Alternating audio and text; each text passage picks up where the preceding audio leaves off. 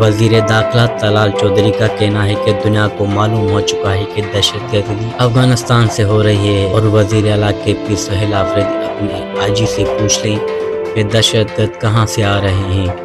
इस्लामाबाद में press conference करते हुए वजीर मुमलकत तलाल चौधरी का कहना था कि दहशतगर्दों से नरम रवैये की आखिर क्या बात है।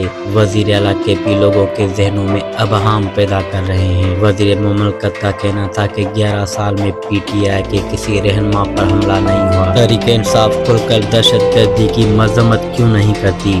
वजीर आला खैबर पख्तूनख्वा का हालिया बयान अफसोसनाक है और कौमी बयाने के खिलाफ कोई मुबहम बात बर्दाश्त नहीं की जाएगी। तलाल चौधरी का कहना था कि तहरीक इंसाफ गैर कानूनी मुकीम अफगान मुहाजिरीन को वापस नहीं भेजना चाहती, जबकि KP ने दानिस्ता तौर पर सूबे में फ्रांसिक लैब नहीं बनाई। KP हुकूमत इंसदाद दहशतगर्दी के इदारों पर खिदमत नहीं करती। दहशतगर्दों से हमदर्दी है तो अफगानिस्तान चले जाएं। उन्होंने कहा कि कोई छोटी ताकत हो या बड़ी, वही ट्रीटमेंट होगा जो मई की जंग में किया गया।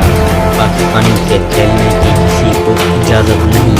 अफगानिस्तान में काला दम तंजीमें मौजूद है।